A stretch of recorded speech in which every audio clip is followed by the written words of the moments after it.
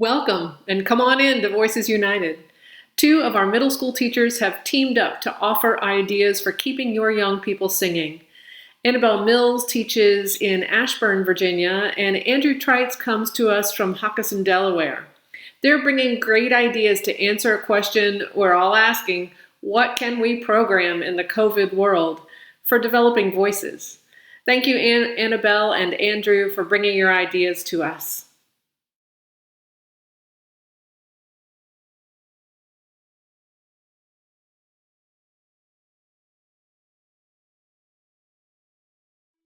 Hi, and welcome to Voices United. My name is Andrew Trites. And I'm Annabelle Mills. And we are excited to present this session for developing voices called What Can We Program in the COVID World? I feel like when I go to events like this, often a lot of the repertoire seems really for older singers. And Annabelle and I were talking about how awesome it would be to have a session that was just about great music that we can program and perform through online instruction. We talked specifically about how it might be a lot more approachable for us as educators to start with unison works, rounds and canons, and partner songs, because obviously all of this can be performed in unison and then can be layered depending on the level of your ensemble and the level of the technology that you're working with at your school. So we've compiled a list of a lot of resources for all of you that you can look through. There's going to be a bit.ly link that we provide, so feel free to take a look at that. We've included book resources, and as Andrew said, rounds, partner songs, things like that. But we're just going to highlight a few here today that we have taught to our own students and we think could be helpful no matter what our situation ends up being next year. All right, so we just want to start off with some book resources. We've listed them in our spreadsheet, but we're just going to highlight a few here today. And we believe these book resources are helpful if you're looking for something a little bit more expansive, and especially if you're facing some budget cuts next year and can't purchase your usual amount of octavos, these book resources might be really helpful. Briley Music has a series of solo books for changing voices that Andrew and myself both highly recommend. Whether you're looking for unison songs to teach technique to your ensemble, if you're coaching soloists in virtual voice lessons, or maybe looking for some audition songs for your singers, these books are a real gem. I'm just going to show you one here. This is Heroes and Vagabonds by Mark Patterson. What's really lovely about this book series is that on the inside cover, you've got the index of the songs, and listed next to the title is the range of the songs. So you can really quickly look and see what might be suitable for your singers. And something that is just really awesome about this series is that they start with a pretty limited range and then move through a more expansive range. So if you're working with younger singers, maybe some of the beginning pieces might be best, and then you can work your way through if you need. And honestly, even the songs that only have a range of maybe a fifth or a sixth have beautiful melodies, and there's lots of teachable elements. So that's something that I really like about this series. And another huge benefit is that they offer downloadable accompaniment tracks and practice tracks. So that will likely be really helpful in the coming school year. So this one that I'm highlighting to start, Heroes and Vagabonds, is one particular book in this series specifically for the male changing voice. Although, just to be honest, I have transposed many of these songs for my singers and used some of them with female singers as well. Some of my favorites from this book are Give Me Wings, Come Sail Away With Me, The Vagabond, and Skyboat Song.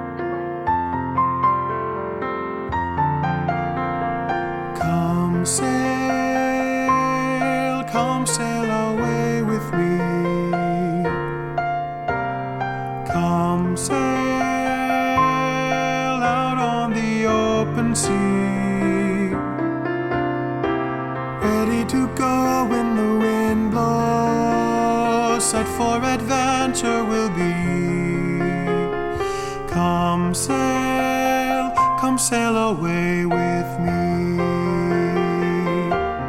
And what I really like about these books is that they include arrangements of familiar folk tunes, but also new compositions.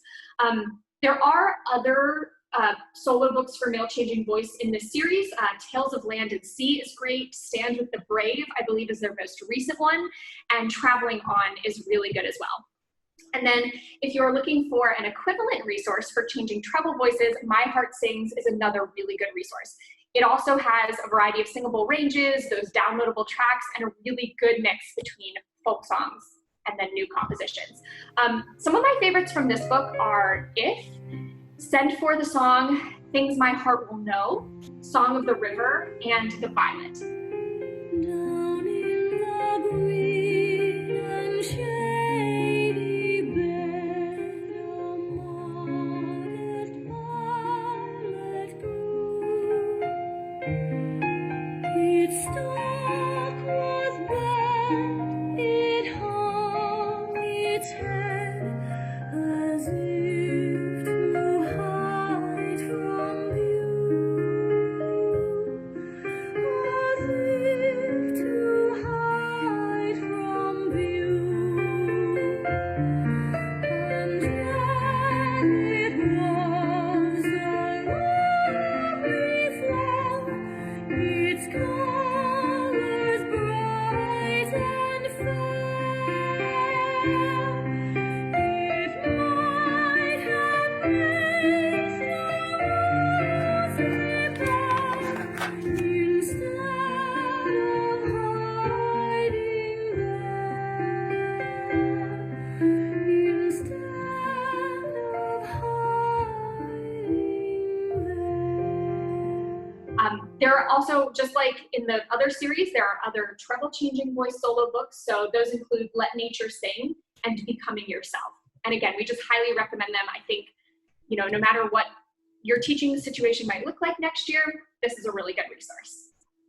I found that my male students particularly loved Come Sail Away with Me. We performed that even in a concert one year. And I know my female students love the Send Forth a Song and the Emily Dickinson one, Things My Heart Will Know. And they really do make great concert pieces too. There's so many teachable moments. And so, they work for a really nice variety of contexts. And they have often, shorter sections that can be used as audition pieces and things like that. So. Next on our list in terms of book resources is the Justice Choir Songbook. I didn't discover, I had nothing to do with the inception of this project, but it's so cool. And there's so many great pieces that I know I still haven't discovered yet.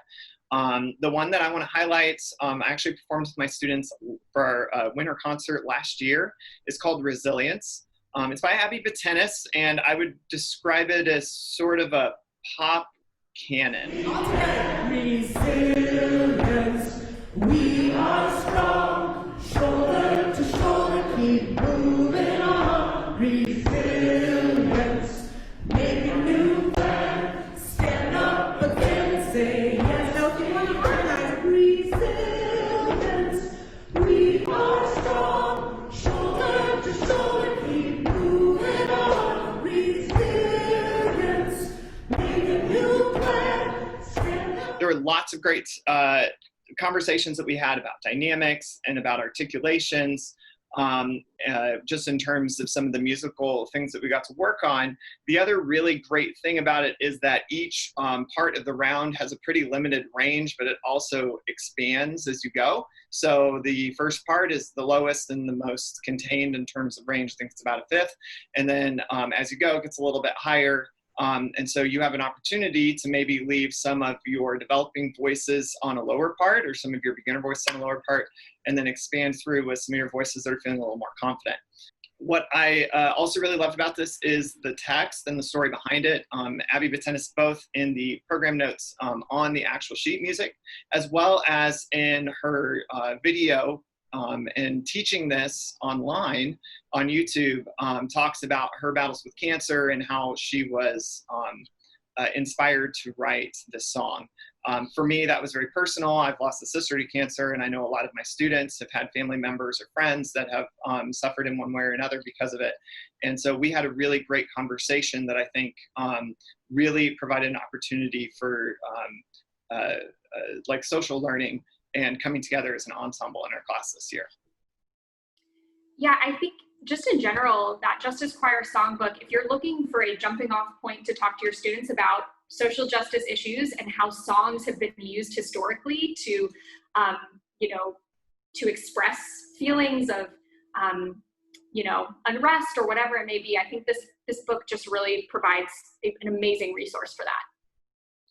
My one funny student story about this, I had a 7th grade boy who, during one of my rehearsals last fall, raised his hand and said, "Mr. Trites, why is all the music we're singing this year about justice?" And I looked at him and I said, "What should we be singing about? Injustice?" And he goes, "I don't know."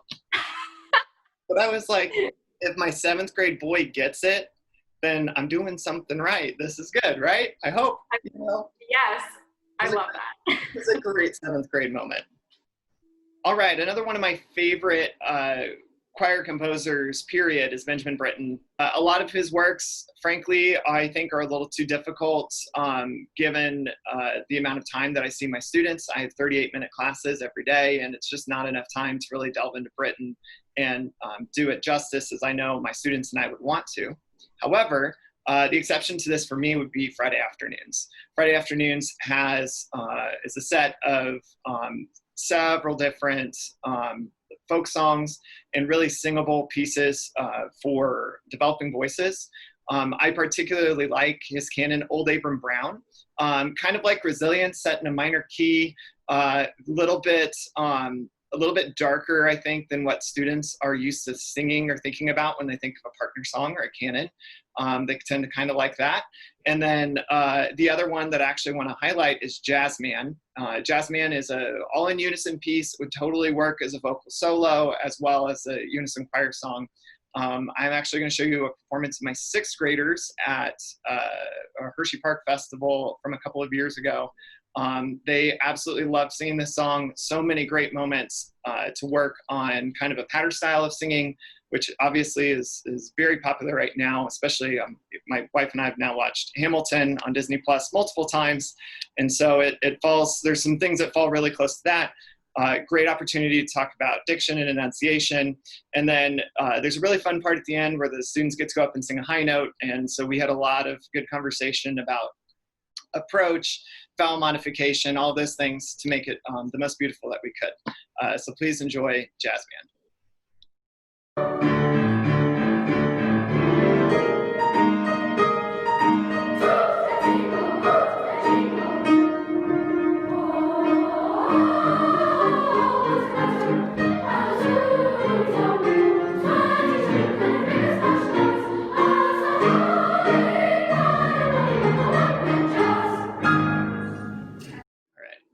Awesome. I'm excited to check out that resource. I am not familiar with that, so I'm super pumped. Okay, next up, we're going to move into a few unison pieces that could potentially work in a virtual setting or if you have limited rehearsal time next year. So I'm going to highlight This Little Light of Mine by Ken Berg. Some of your singers may already be familiar with the tune of This Little Light of Mine, and I honestly think that in this coming school year, the more we can draw on familiar tunes for our singers, the better. I think, you know, if we're looking at limited rehearsal time and things like that, this might be a good piece to throw in there. Ken Berg's gorgeous unison arrangement keeps a lot of the tune's original structure, but it adds a lot of harmonic interest. It has a beautiful piano accompaniment, an optional cello accompaniment as well. And This Little Light of Mine is actually deeply rooted in the civil rights movement. And if you're looking for a lesson plan, NPR did a really great story about the history of this song and how it has been used even in recent years at rallies. So I think in teaching this piece to your singers, there's a lot of room for sharing different renditions of this song with your singers, maybe discussing the meaning of the lyrics and potentially looking at its historical context and impact. This little light of mine, I'm going to let it shine. This little light of mine, I'm going to let it shine. This little light of mine.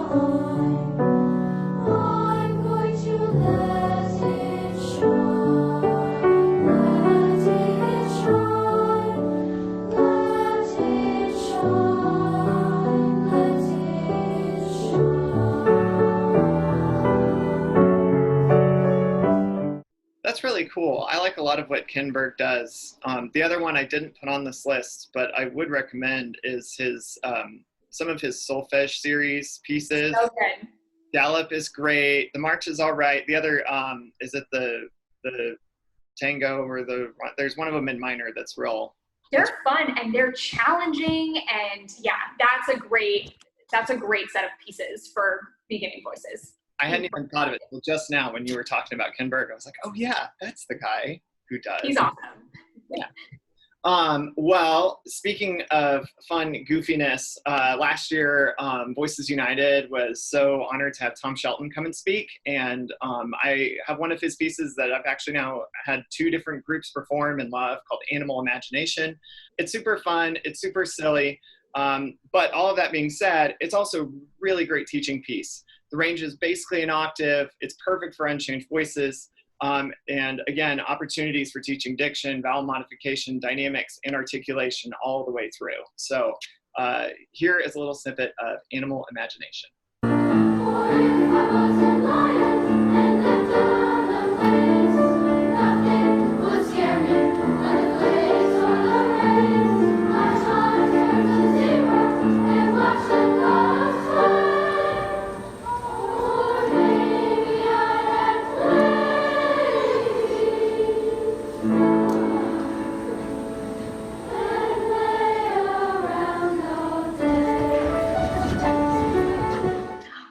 Next up, we are going to talk about some partner songs. Now, you know, there are plenty of amazing partner songs that can be used as warm-ups or, you know, even in a concert setting, lots of folk songs that pair really well together. But the one I want to talk about today is actually one that you can purchase. It's an octavo. It's Bwana Awabariki with Kumbaya by Mark Weston.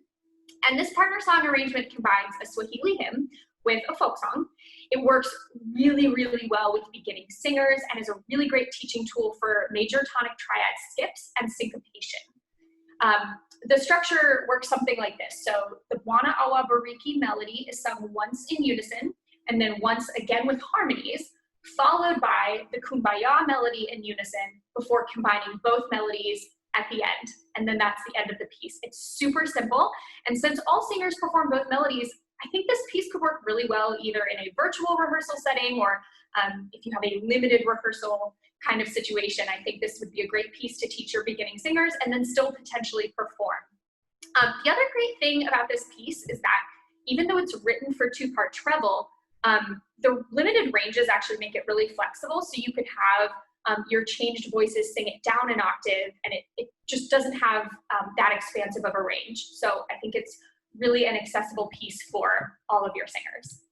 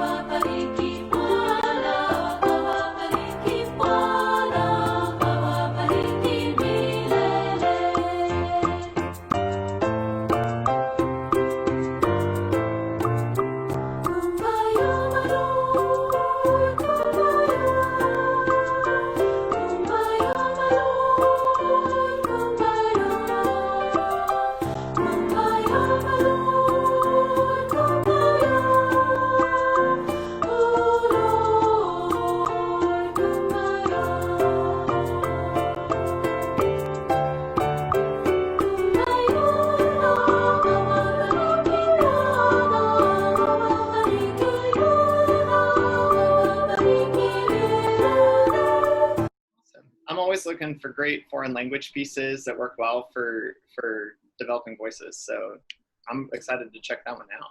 Definitely. And it has a really fun, I believe it's claves.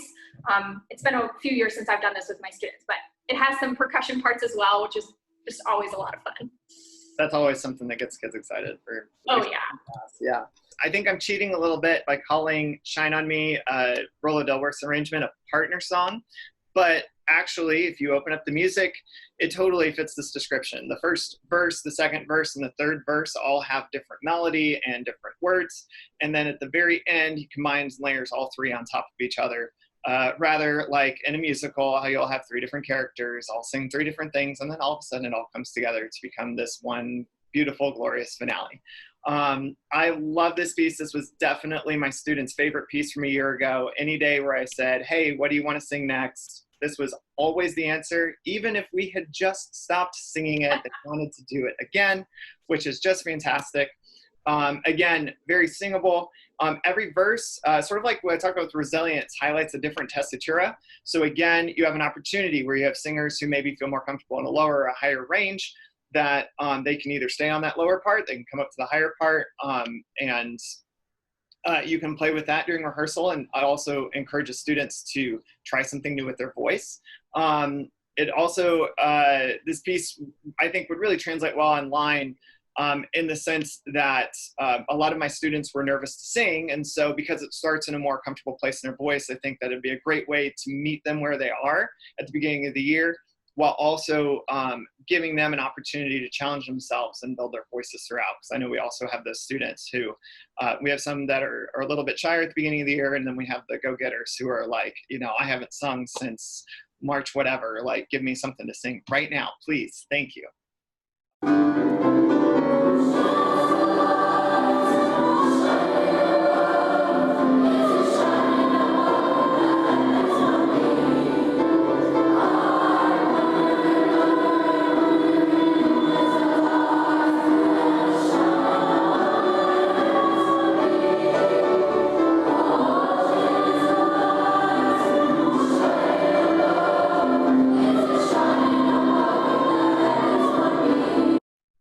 And just one quick thing about that piece that I really have enjoyed, it, like you were saying, it works really, really well for the beginning of the year, especially if you have a new SAB ensemble or a new singers who are new to singing in three parts.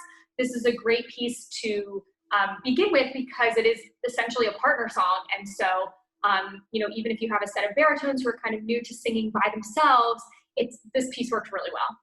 Moving on to a canon. We mentioned Abby's compositions earlier, and so we're moving on to another one by her, which is called Be Like the Bird. It's a 5-part canon, although as with most canons, it can be flexible if you don't have singers who feel comfortable singing in 5 parts. I'm sure the composer would agree that that's okay in this situation. It was actually written to be used as her family Christmas card message after she had completed cancer treatment for the second time. So I think it's definitely suitable for the holiday season, although, the text doesn't directly reference the holidays, so it really could be used any time of year, especially when a message of hope is needed, which I think we can all agree is the time we live in right now, right?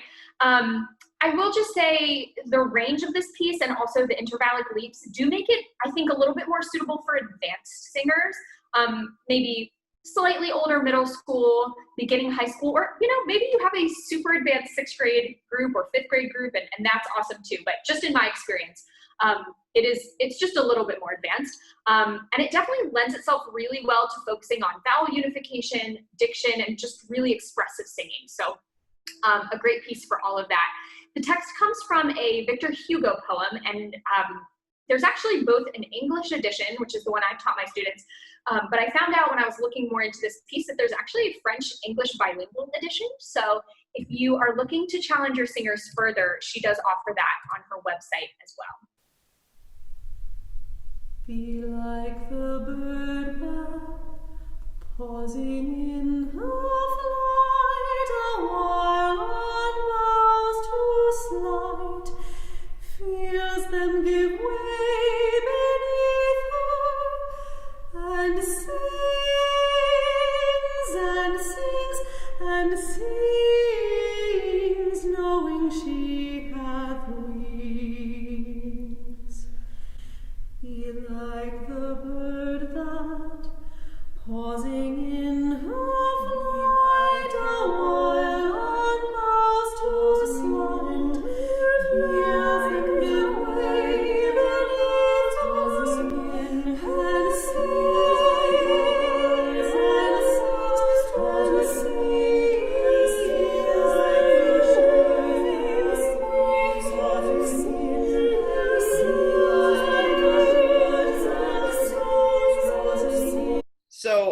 I felt like to have a conversation about music for developing voices, we really, it's really important to talk about like how difficult it is for us a lot of times to sing Western classical music.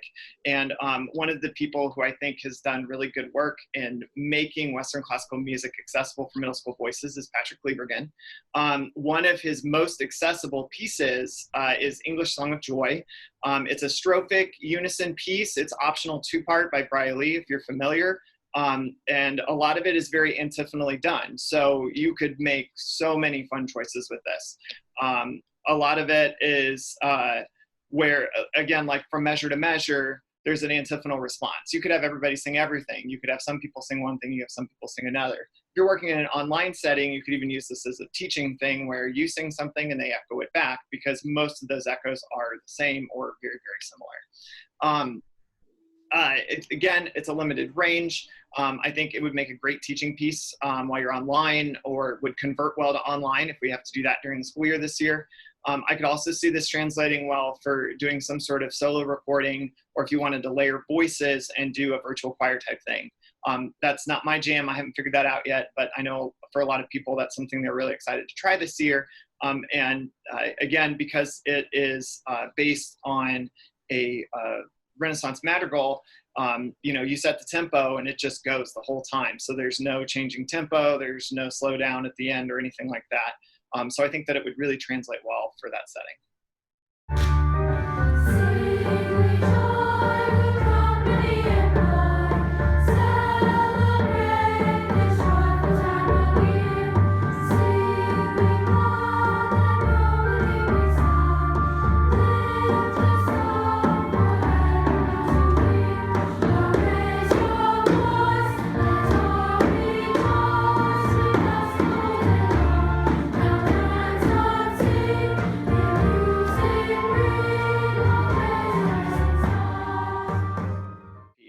I love this piece so much. So, Got Coffee. I was first introduced by Got Coffee by my good friend Kelly Bazowski at Caravel Academy in Delaware. She doesn't know she's getting this shout out, but she is. She introduced this in a reading session in Delaware, and I fell immediately in love. And my students loved this piece a lot of times. I don't know about your classroom, but singing in a foreign language, often there's begrudgment, I would say, is a way to describe the attitude that I receive. However, they really, really, really loved singing this one. It is a partner song with a Puerto Rican folk song called El Capothin. I was able to have my Spanish fluent students assist with pronunciations, and that was really great for me. I did this with 6th grade, so all of my students were new to me. I teach 6th, 7th, and 8th. And it was a great way for them to start developing a relationship with me and vice versa, and for them to feel a little more empowered in my classroom. It was also a great opportunity. I actually talked to a couple of my 8th grade students who have Puerto Rican heritage to talk to them about this song and other songs that they sing in their homes. And so they got to share some of the folk songs that they sang growing up that I didn't know, because I don't have Puerto Rican heritage and I don't have many friends who do. And so this was a really great learning experience for me and for my students. Like I said, the buy-in for this was way quicker than it's been with other songs. I think they also like singing in Spanish. I think there's something a little bit more, I think because they have students who speak Spanish in their school, it feels a little bit more real to them in a way than maybe singing in Latin or German does. And so that was really all a part of just making this a really great experience. Yeah, my kids definitely love this piece too. I had a dad come up to me after the concert who has family in Puerto Rico, and he echoed the same thing. He's like, actually, I grew up hearing that song, and I don't know why, but I think kids it's fun to sing about coffee for some reason. I don't even think a lot of them drink it, but it led to a lot of fun conversations, and yeah, my kids really enjoyed it. And I believe these arrangers actually have come out with 1 or 2 other partner songs in a similar vein, having a folk song and then maybe something new composed over it to make a partner song. I've seen a few of those that these arrangers have done, so definitely worth looking into. But Got Coffee, I also did it with 6th grade, and it's so much fun.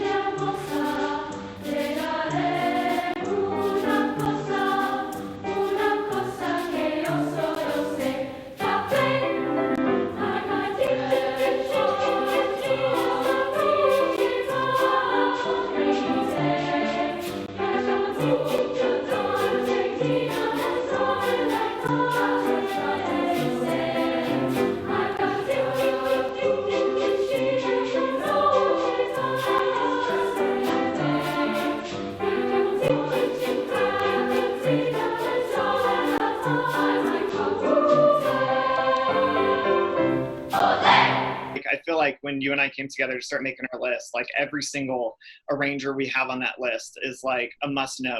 There's so many of these that we didn't recommend today that I think would be really great, both in the COVID-19, are we online, are we not setting, but also, you know, hopefully the pandemic is coming to an end at some point and we get to come back and do real singing again with our developing voices. And again, this is like my starting list when I go through Pepper is like, oh, let's see what new thing has Rolla Dilworth done? What new thing has so-and-so done? And so that I can get a feel for what's available. Definitely. And, you know, just know Andrew and I are not experts by any means, but we hope that just by providing this list and maybe giving you some ideas, it just gets you thinking about things. I think we can all give ourselves permission to take next school year as it comes. If that means easier repertoire, if it means focusing more on a lot of the basics, and I think that's okay. You know, I think there's something to be said for the fact that it's been a really stressful few months. And so, you know, it's okay if we're not, you know, performing that level 4 repertoire with our 8th graders this year or whatever. You know, I think we can just give ourselves a little grace and know that there's a lot of great music out there that, you know, it might be pretty simple and maybe we would have written it off in other years. But I think, you know, there's so much out there. There's great arrangers and composers and lots of great resources. So be encouraged. You got this. Yeah, thanks so much for spending some time with us. Best of luck with the school year. And again, check the screen for a bit.ly.